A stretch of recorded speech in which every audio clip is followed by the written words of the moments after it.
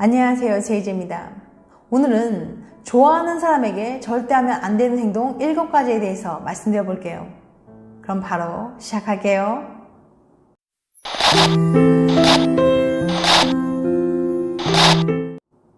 썸만 타다 망하는 이유. 다음에 해당하는 분들은 이 영상 끝까지 봐주세요. 첫 번째, 좋아하는 사람이 있는 분. 두 번째, 썸 타는 중인 분. 세 번째, 매번 썸만 타다가 실패하는 분. 네 번째, 소개팅만 나면 퇴짜 맞는 분. 오늘은 오클랜드 대학의 심리학자 테리 오버시 교수의 연구를 바탕으로 이런 분들이 꼭 알아둬야 할 중요한 정보를 소개해 볼게요. 당신이 썸 탈 때 흔히 저지르는 실수 탑 7.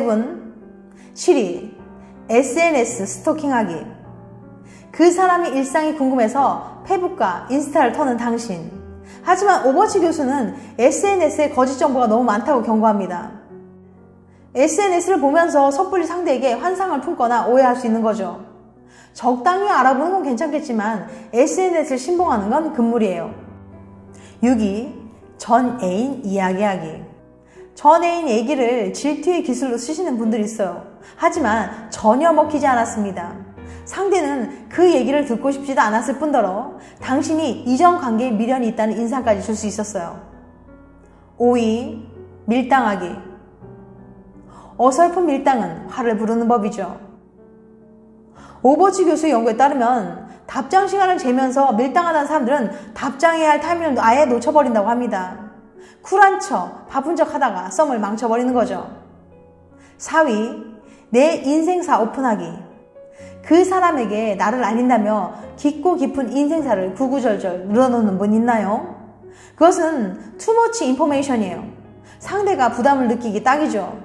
차근차근 알아가면서 조금씩 오픈하셔야 합니다. 3위, 조건을 너무 따지기.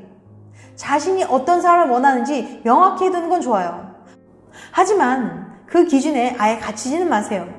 과거 연구에 따르면 솔로 남녀 대부분이 이런 점은 꼭 있어야 해, 이런 점은 절대 안 돼 라고 조건을 빡빡하게 들이대다가 상대가 어떤 사람인지 제대로 알아볼 기회도 놓쳤거든요. 2위, 너무 편하게 대하기. 썸 좀 탔다고 이제 좀 아는 사이라고 너무 내추럴한 모습을 보인다거나, 예를 들면 막 술 많이 먹고 깔라가 되거나, 상대를 막대하진 않나요? 예를 들면 기분 나쁜 장난을 하는 거죠. 방심하시면 안 돼요. 사귈 때까지 사귀는 게 아닙니다. 1위, 내 얘기만 주구장창하기. 당신의 썸을 망치는 가장 치명적인 이유는 바로 상대의 얘기는 듣지 않고 내 얘기만 하는 거예요. 오버치 교수는 말합니다. 이런 사람들 생각보다 정말 많아요. 말하고 싶어도 근질거려도 제발 참아주시길. 차라리 상대의 얘기를 한마디라도 더 들어주는 것이 호감을 얻는 데 더 효과적이랍니다. 그런데 정말 썸인 거 맞아? 사실 치명적인 이유가 하나 더 있습니다.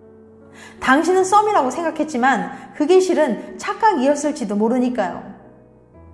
자신의 감정에 취해서 상대방은 당신에게 관심이나 호감이 없는데 혼자만 썸을 타고 있다고 생각할 수도 있답니다. 바람난 애인은 행복한 연애를 하고 있을까?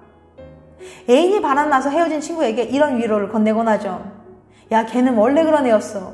둘이 행복할 것 같아? 또 바람 피워서 헤어질걸? 그냥 잊어. 문득 궁금해졌습니다. 정말 바람나서 만나는 커플은 불행할까요? 원래 연인과 헤어지고 만날 만큼 좋아하는 거라면 더 행복한 게 맞지 않을까요? 그래서 찾아봤습니다. 바람 피워서 만난 커플은 더 행복한 연애를 할 수 있을지요? 여러분들도 궁금하시죠? 다음의 연구에서 그 해답을 찾아보겠습니다. 사우스 알라바마 대학의 조슈아 포스터 교수는 바람 피우다 만난 커플들의 연애는 어떤지 알아보기 위해서 실험을 준비했어요. 연애 중인 남녀 219명을 모집한 뒤 현재 연인을 어떻게 만났는지부터 얼마나 사랑하는지, 연애에 만족하는지 등 관계에 대해 심층적으로 물어봤어요. 이후 참가자 개인의 성격 테스트, 애착 유형 테스트는 물론 사회성 테스트, 나쁜 남자 테스트까지 각종 성향 조사를 했습니다. 결과는 분명하게 드러났어요. 원래 만나던 연인과 헤어지고 새로운 사람과 만나서 바람 피워서 연애를 시작한 사람들은 말이죠. 새 연인에게 더 잘해야겠다는 의지도 약하고 관계의 만족도도 낮았으며 자기가 더 예쁘고 잘생긴 사람과 언제든 만날 수 있다고 생각했어요. 또다시 바람피울 가능성이 정말 높았던 거죠. 바람피운 사람들 다 불행했으면 싶었나요? 축하드립니다. 당신의 예상이 적중했어요. 사실 이건 당연한 결과예요. 차근차근 생각해 봅시다. 바람길을 결정하는 유전자가 있다. 성적 욕망과 사랑은 별개라며 분리할 수 있다고 생각하는 남자가 있습니다. 반면 장기적인 관계를 꿈꾸며 한 사람에게만 헌신하고 싶어하는 로맨틱한 남자도 있죠. 이 두 종류의 남자에겐 어떤 차이가 있을까요? 과학자들은 바람둥이 둘쥐와 일편단심 둘쥐를 연구해서 둘의 차이점을 알아냈어요. 일부 일처제를 유지하는 종류의 둘쥐 뇌 속에는 바소프레신이라는 호르몬의 수용기가 있었던 거예요. 바소프레신은 성관계를 가질 때 분비가 촉진되면서 파트너와의 유대감을 높여주는 작용을 해요. 이 바소프레신 수용기 유전자가 길면 일편단심 둘쥐, 짧으면 바람둥이 둘쥐가 되는 거였어요. 인간에게도 바소프레신 수용기 유전자가 있는데 사람마다 그 유전자의 길이가 다르다고도 합니다. 물론 사람은 둘쥐보다 훨씬 복잡한 존재죠.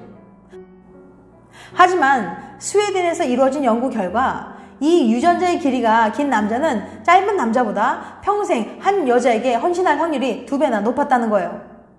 여자 역시 바소프레신 수용기 유전자와 분방한 성생활 사이에 뚜렷한 상관관계가 있는 것으로 나타났습니다. 유전이 바람길을 100% 결정하진 않겠지만 적어도 영향이 있는 건 분명하죠. 남자가 아빠 될 때 일어나는 일. 여자만큼 극적이진 않지만 남자 역시 부모가 될 때 몸과 마음이 변한다는 거 알고 계신가요?